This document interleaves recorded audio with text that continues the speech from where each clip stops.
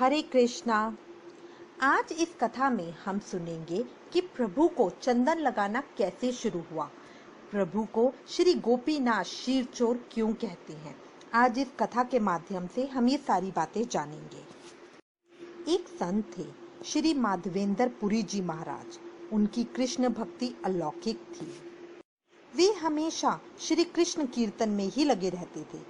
सोते जागते वे सदा श्री हरि के ही रूप का चिंतन करते रहते। उनकी जिह्वा को भगवान नाम का ऐसा चस्का लग गया था कि वे कभी खाली नहीं रहती। सदा उन जगतपति के मंगलमय मंजुक नामों का ही बखान करती रहती। उनकी इस उत्कर्ष भक्ति के कारण ही भगवान को खीर की चोरी करनी पड़ी। भगवान माधवेंद्र पुरी जी महाराज एक बार ब्रज की यात्रा करते करते गिरिराज गोवर्धन पर्वत के समीप पहुंचे। वहां पर गिरी कानन की कामनीय छटा को देखकर वे मंत्र मुग्ध से बन गए और वहीं गिरिवर के समीप विचरण करने लगे। एक दिन उन्होंने गोवर्धन के निकट जंगल में एक वृक्ष के नीचे निवास किया। पुरी जी महाराज भोजन के लिए कभी किसी से याचना नहीं करते थे। जो कुछ प्रबंधवश मिल जाता था उसी से ही अपना यापन करते थे। एक दिन उन्हें दिन भर कुछ भी आहार नहीं मिला। शाम के समय वे एक वृक्ष के नीचे बैठे भगवान नाम का उच्चारण कर रहे थे। उन्हें किसी के पैरों की आवाज सुनाई दी। वे चौंक कर पीछे की ओर देखने लगे। उन्होंने क्या देखा? एक काले रंग का 11-12 वर्ष की अवस्था वाला बालक हाथ में दूध का पात्र लिए उनकी ओर आ रहा है। शरीर का रंग काला होने पर भी बालक के चेहरे पर एक अलग तेज प्रकाशित हो रहा था। उसके सारे अंग बहुत ही सुंदर और सुडौल थे। उसके बड़े ही कोमल स्वर में कुछ हंसते हुए कहा, महात्मा जी भूखे क्यों बैठे हो? लो इस दूध को पी लो। पुरी जी ने पूछा, तुम कौन हो और तुम्हें इस बात का पता कैसे चला कि मैं यहाँ जंगल में बैठा हूँ? बालक ने हंसते हुए कहा, मैं जाति का ग्वाला हूँ। मेरा घर इसी झाड़ी के समीप ग्राम में है। मेरी माता अभी जल भरने आई थी। उसी ने आपको यहाँ बैठे देखा और घर जाकर उसी ने मुझसे दूध दे आने के लिए कहा। इसलिए मैं जल्दी से गौ को दुहाकर आपके लिए दूध ले आया हूँ। हमारे यहाँ का यह नियम है, हमारे ग्राम के समीप कोई भूखा नहीं सोने पाता। जो मांगकर खाते हैं उन्हें हम रोटी दे देते हैं और जो नहीं मांगते उन्हें उनकी इच्छा के अनुसार दूध, फल अथवा अन्न के बने पदार्थ दे जाते हैं। आप इस दूध को पी ले, फिर मैं आकर इस पात्र को ले जाऊंगा। इतना कह के वे बालक चला गया। पुरी महाशय ने उस दूध को पिया। इतना स्वादिष्ट दूध उन्होंने अपने जीवन में कभी नहीं पिया था। वे मन में अत्यंत ही प्रसन्न होते हुए उस दूध को पीने लगे। उनके हृदय में उस सांवले ग्वाले के लड़के की सूरत गढ़ सी गई। वे बार बार उसका चिंतन करने लगे। दूध पीकर पात्र को पृथ्वी पर रख दिया और उस ग्वाल कुमार की प्रतीक्षा में बैठे रहे। आधी रात्रि बैठे बैठे ही बीत गई, किंतु वह ग्वाल कुमार नहीं लौटा। अब तो पुरी महाराज की उत्सुकता उस लड़के को देखने के लिए अत्यधिक बढ़ने लगी। उसी स्थिति में उन्हें कुछ निंद्रा सी आ गई। उसी समय सामने वही बालक खड़ा हुआ दिखाई देने लगा। उसने हंसते हंसते कहा, पुरी, मैं बहुत दिनों से तुम्हारे आने की प्रतीक्षा कर रहा था। तुम आ गए, ये अच्छा ही हुआ। ग्वाले के लड़के के वेश में मैं ही तुम्हें दूध दे गया। अब तुम मेरी फिर से यहाँ प्रतीक्षा करो। मैं यहाँ इस पास की झाड़ी के नीचे दबा हुआ हूँ। पहले मेरा यहाँ मंदिर था। मेरे पुजारी मलेच्छों के भय से मुझे इस झाड़ी के नीचे गाड़कर भाग गए। तब से मैं इस झाड़खंड में ही दबा हुआ हूँ। अब तुम मुझे यहाँ से निकालकर मेरी विधिवत पूजा करो। मेरा नाम श्री गोपाल है। मैंने ही इस गोवर्धन को धारण किया था। तुम मेरी इसी नाम से प्रतिष्ठा करना। इतना कह के वह बालक पुरी का हाथ पकड़कर उस कुंड के समीप ले गया और उन्हें वह स्थान दिखा दिया। आंखें खुलने पर पुरी महाराज चारों ओर देखने लगे, परंतु वहां कोई नहीं था। प्रातःकाल उन्होंने ग्राम के लोगों को बुलाकर सब वृतांत कहा और श्री गोपाल के बताए हुए स्थान को उन्होंने खुदवाया। बहुत दूर खोदने पर उनमें से एक बहुत ही सुंदर श्याम वर्ण की सुंदर सी मन को मोहने वाली मूर्ति निकली। पुरी ने उसी समय ग्राम वासियों से एक छप्पर बनवाकर उसमें एक ऊंचा सा आसन बनवाया और उसके ऊपर श्री गोपाल जी की मूर्ति को स्थापित किया। मूर्ति को स्थापित करके उन्होंने विधिवत भगवान को पंचामृत से स्नान कराया। फिर शीतल जल से भगवान के श्री विग्रह को खूब मलमल कर धोया। सुगंधित चंदन घिसकर संपूर्ण शरीर पर लेपन किया और धूप दीप नवेद तथा अन्य फल फूलों से उनकी यथावृत्ति पूजा की। अब पुरी महाराज ने अन्नकूट उत्सव करने का निश्चय किया।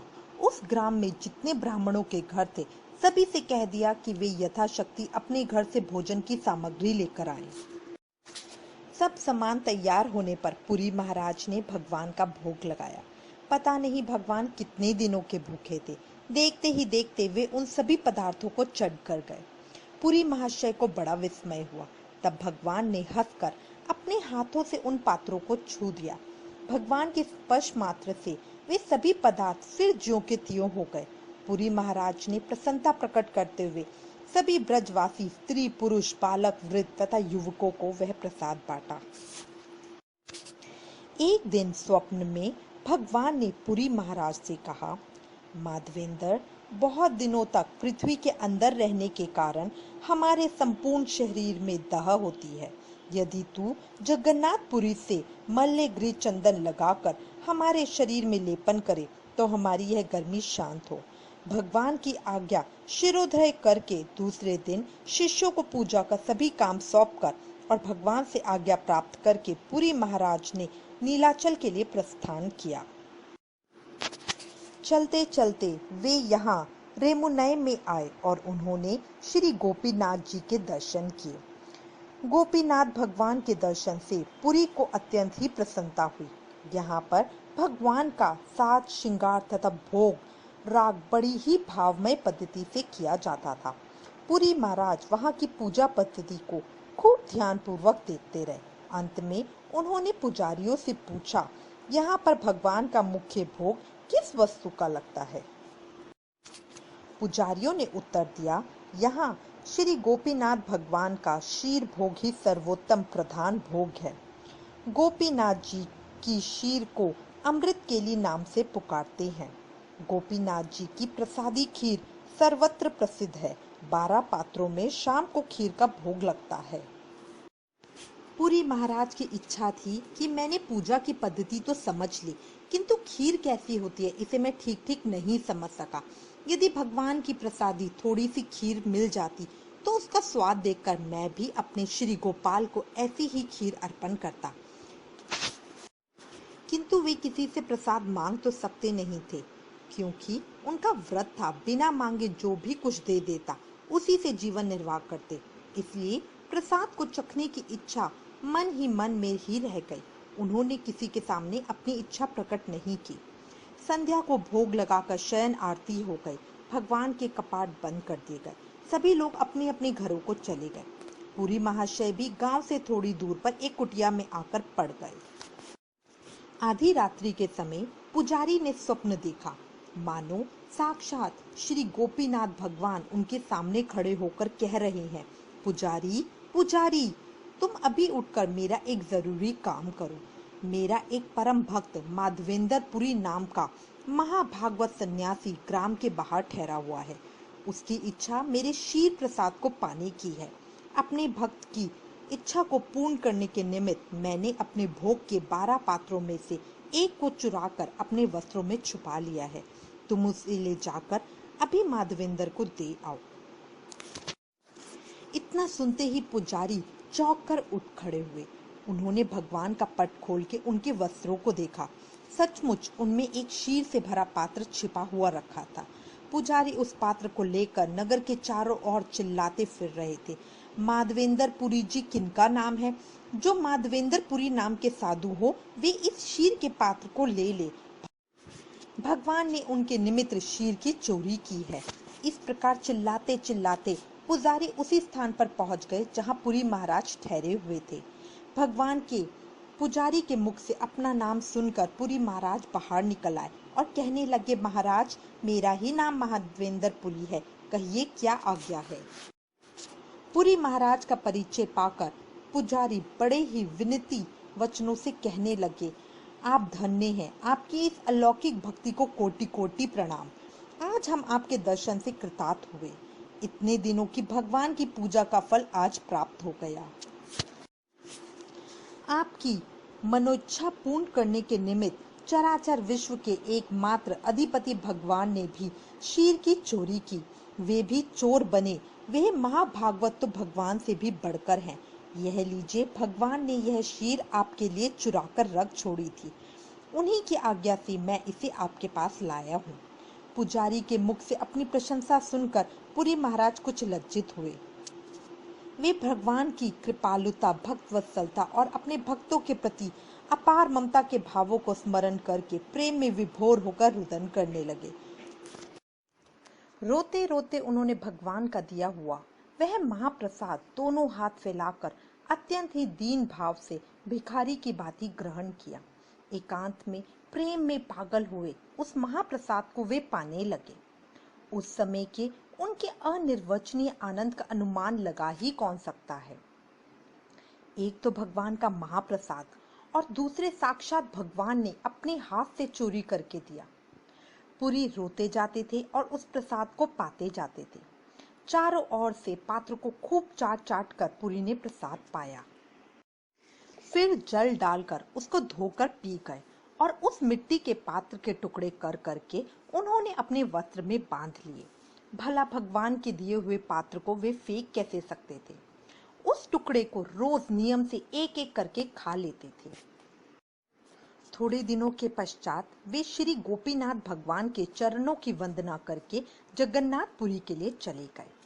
जगन्नाथपुरी में पहुंचते ही पुरी महाराज के आगमन का समाचार चारों ओर फैल गया। कुछ काल तक जगन्नाथपुरी में निवास करके ब्राह्मणों के सम्मुख अपने श्री गोपाल की इच्छा कह सुनाई। भगवान की इच्छा को समझकर पुरी निवासी ब्राह्मण परम प्रसन्न हुए और उन्होंने पुरी महाराज के लिए बहुत से मल्लग्री चंदन की व्यवस्था कर दी। राजा से कहकर उन्होंने चंदन के लिए कपूर तथा केसर कस्तूरी का भी प्रबंध कर दिया। उन्हें व्रज तक पहुंचाने के लिए 2 सेवक भी पुरी महाराज के साथ कर दिए और राजा का आज्ञा दिलाकर उन्हें प्रेम पूर्वक विदा किया। चंदन कपूर आदि को लिए हुए पुरी महाराज फिर रेमुनायम में पधारे और श्री गोपीनाथ भगवान के दर्शन के निमित्त वहां 2-4 दिन के लिए ठहर गए। भगवान तो भाव के भूखे हैं। उन्हें किसी सांसारिक भोग की इच्छा नहीं। वे तो भक्त की भक्ति का भाव ही देखना चाहते थे। पुरी महाराज की अलौकिक श्रद्धा तो देखिए। भगवान की आज्ञा पाते ही चंदन लेने के लिए भारत के एक छोर से समुद्र के किनारे दूसरे छोर पर आपत्ति विपत्तियों की कुछ भी परवाह न करते हुए प्रेम सहित चल दिए। अब भक्त की अग्नि परीक्षा हो चुकी थी। वे उसमें खरे सोने के समान निर्मल होकर चमकते हुए ज्यों के त्यों ही निकल आए। अब भगवान ने भक्त को और अधिक कलेश में डालना उचित नहीं समझा। इसलिए भगवान ने पुरी महाराज को स्वप्न में आज्ञा दी और कहा, श्री गोपीनाथ और मैं एक ही हूँ। तुम हमारे दोनों विग्रहों में किसी प्रकार की भेद बुद्धि मत रखो। तुम इस चंदन का लेप श्री गोपीनाथ के ही विग्रह में करो। इसी से हमारा ताप दूर हो जाएगा। हमारे वचनों पर विश्वास करके तुम निसंकोच भाव से इस चंदन को यहीं पर घिसवा कर हमारे विग्रह में लगवा दो। पुरी महाराज को पहले जो स्वप्न में आदेश हुआ था उसी की पूर्ति के लिए वे जगन्नाथ जी चंदन लेने के लिए दौड़ आए थे। अब जो भगवान के स्वप्न में आज्ञा दी उसे वे कैसे टाल सकते थे। इसलिए भगवान की आज्ञा शिरोधार्य करके वे वहीं ठहर गए और चंदन घिसवाने के लिए 2 आदमी रखे। ग्रीष्म काल के 4 महीनों तक वहीं रहकर पुरी महाराज भगवान के अंगों पर कपूर, चंदन आदि का लेप कराते रहे और जब भगवान का ताप दूर हो गया तो वे चातुर्य मास बिताने के निमित्त पुरी चले गए। वहां 4 महीने निवास करके फिर अपने श्री गोपाल के समीप लौट आए। ऐसे हमारे प्रभु हैं जो अपने भक्तों के लिए कुछ भी करते हैं। खूब सेवा करिए, प्रभु को चंदन लगाइए और हमेशा महामंत्र का जाप करिए। हरे कृष्णा कृष्णा कृष्णा हरे हरे, हरे राम राम राम हरे हरे।